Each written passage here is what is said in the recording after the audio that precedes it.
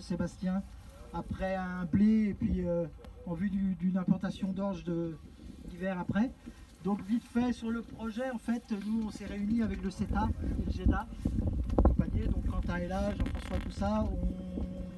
On a déposé un GI2E, projet des GI2E, donc à la DRAF. Merci à Anaïs et Caroline d'être là, donc nos financeurs. Et donc ce GI2E a été validé et a commencé en août.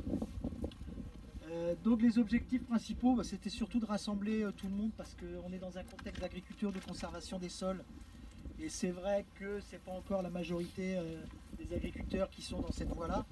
Donc on voulait fédérer avec le CETA et le GEDA tous les agriculteurs qui travaillaient sur ces pratiques-là. Donc il y en a quelques-uns ici aujourd'hui, c'est impeccable. Donc se regrouper les compétences et les cas concrets. L'axe principal de notre projet GI2E, en fait, dans un contexte d'agriculture de conservation des sols, c'était vraiment l'alternative au glyphosate, on n'invente rien, c'est un sujet récurrent. Donc les gars travaillent là-dessus depuis un bon moment, mais on réessaye encore et on continue à faire nos propres recherches en expérimentation sur ce sujet-là. Glyphosate certes, mais bon, dans un contexte plus global, préserver la durabilité des exploitations en agriculture de conservation des sols, mais aussi dans le but de réduire les produits phytosanitaires. On connaît la pression sociétale là-dessus, et voilà, tout en gardant le contexte de semi-direct sous couvert. Et puis plus globalement, à part ces pratiques-là, les agriculteurs qui travaillent en ACS tentent aussi de réduire l'empreinte écologique de leurs pratiques et de répondre à plusieurs enjeux biodiversité, on voit les couverts.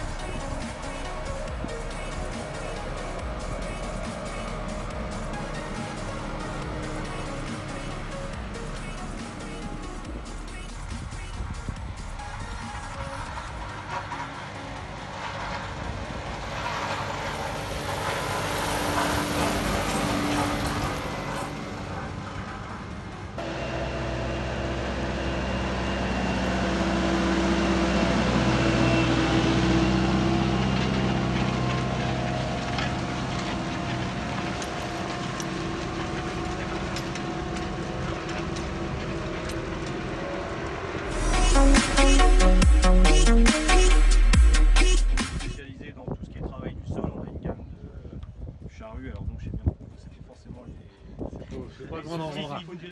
C'est des mots qui vous plaisent pas. Mais bon, bref, voilà, on a ça. Travail du sol, des chômeurs à dents, à disque, toute une gamme de préparation de semences. Et depuis quelques années, on se spécialise aussi dans les outils, notamment l'éco-rouleau. Donc lui, le prototype a été fait en 2009. On a travaillé quand même pas mal dessus. On a vraiment commencé à en vendre à partir de 2014-2015. Donc la première version était en lame soudée. C'est-à-dire qu'on avait une lame qui était soudée d'un côté à l'autre. Donc sur des versions en 3 mètres à l'époque. Depuis 3 ans, on a une version en lame boulonnée. On a toujours les deux versions. Lame boulonnée, des bouts de 50 qui sont réversibles et beaucoup plus tranchants. Donc on est quand même beaucoup plus agressif.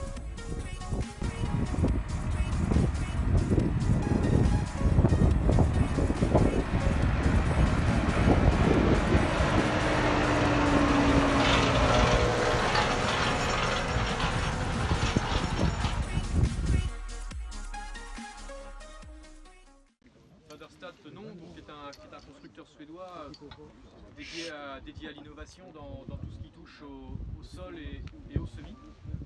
Donc il y a l'appareil qui est présenté ici, c'est un carrier. Alors son nom est connu normalement. Je pense que vous le connaissez. Ce fut le premier déchômeur à disque indépendant du marché en 99. Et là, ici, vous êtes présenté aujourd'hui avec des disques d'une nouvelle génération qui s'appellent les crosscutter disques, qui sont très très gaufrés, on va dire. Et en fait, je vais être obligé de vous parler un peu de l'historique qui nous a ramené à évoluer, on va dire, nos appareils avec ce type de disque. En fait, en 99, donc, on sort le déchômeur à disque indépendant sous l'impulsion d'un agriculteur français, en fait, qui lui était rentré dans une logique de travail superficiel, de mulch et de vie du sol, et qui à l'époque avait eu l'idée nous a donné l'idée de mettre des disques de rapide, en fait, des disques indépendants de rapide devant un rouleau Waderstad. C'est comme ça que le carrier a vu le jour. Quand on a développé avec nos agriculteurs collaborateurs en France ce système de disques, on avait aussi émis l'idée que la chimie serait de moins en moins présente. Et qu'à un moment donné, si on veut avoir une destruction efficace du couvert sans l'utilisation de chimie, il va nous falloir toucher au système racinaire. Mais le moins possible, c'est-à-dire le moins profond possible pour toujours rester dans cette logique de sol vivant. Les couverts végétaux ne sont pas toujours développés, on le voit cette année. Et cette année n'est pas forcément une année extraordinaire ou exceptionnelle, puisque l'année dernière c'était aussi compliqué dans beaucoup de régions de France pour avoir des couverts développés. Quand on n'a pas de couverts développés, on a aussi tout un lot de repousses qui elles sont souvent dans des zones basses du sol et donc qui ont besoin pour être détruites d'une action racinaire. En parallèle, il fallait que l'outil puisse conserver ses intérêts qu'il avait dès le départ, c'est-à-dire de débit de chantier, de faible consommation de fuel. Donc il fallait aussi un système qui s'accommode à la vitesse. Donc là, le système fonctionne parce que les disques gaufrés, en réalité, ne sont pas droits. Ils sont montés sur des paliers et des bras type carrier. Donc vous avez un angle d'attaque et un angle d'entrure. Et c'est par ce phénomène de combinaison d'angles qu'il y a un arrachement de la zone est possible. L'appareil est présenté avec un rouleau plein. Alors dans la gamme carrier, vous avez des rouleaux dits aérés, type des rouleaux U, et puis des rouleaux pleins, comme un rouleau caoutchouc ou un rouleau acier. Alors le rouleau plein a un intérêt, certes pour l'application estivale fausse-mie, on comprend l'idée de contact avec la terre, mais même en destruction de couvert, l'action agressive des crêtes est intéressante. L'intérêt aussi de cette solution-là, c'est qu'elle se voulait économique. On voulait pouvoir accéder à une nouvelle technologie, un petit peu pour tous les agriculteurs, j'ai envie de dire, aussi bien pour ceux qui ont la capacité et les besoins d'aller sur des machines neuves, que pour ceux pour qui ce n'est pas le cas. Donc le système en fait est fait pour s'adapter aussi sur des machines d'occasion. Si vous avez un carrier, alors c'est à partir du numéro de série 6300, donc un carrier on va dire qu'à moins de 10 ans, vous êtes capable de remettre ce type de disque dessus, puis d'accéder du coup à cette technologie. Donc ça devient aussi intéressant à ce niveau-là. Donc là on va toucher au sol, c'est ce qui va nous c'est ce qui va nous changer des précédentes applications. On va toucher en sol dans le but d'être le plus indépendant possible des conditions climatiques, c'est-à-dire des couverts plus ou moins développés, et de la chimie. Et toujours dans une logique de sol vivant. L'autre particularité que je pourrais signaler aussi, c'est que ce type de disque-là est forgé, fabriqué par Waterstad. Donc quand on est, je voulais juste préciser ça, c'est que quand on est fabricant soi-même de ces pièces d'usure, ça nous permet aussi d'être plus à l'aise pour développer des choses et innover des choses. Donc voilà aussi pourquoi ça a été possible. Vitesse d'avancement, là par contre vous avez il y a un lien entre vitesse d'avancement et efficacité, c'est-à-dire que plus vous irez vite, plus vous aurez cette force d'arrachement. Et plus le couvert est développé, comme toujours, moins vous avez besoin d'aller vite en réalité, parce que un couvert développé en soi n'est pas difficile à détruire. Ce qui va être difficile à détruire, ça va être les repousses, les graminées, tout ce qui va avoir des systèmes racinaires denses et qui va avoir besoin d'une force d'arrachement forte. Donc voilà, maintenant il n'y a plus qu'à le voir. Le surcoût des disques n'est pas très élevé. Un disque classique vaut 47 €, là on est sur 63 € le disque. Donc c'est un déchômeur à la base. D'ailleurs, on peut même imaginer avoir 2 jeux de disques. Bon, pourquoi pas, un particulier qui veut aller parfois sur des itinéraires type déchômage plus profond et puis d'ultra superficiel. Donc voilà, bon, ça reste un déchômeur dans les prix d'un déchômeur. Et encore une fois, le système peut être monté sur des machines d'occasion.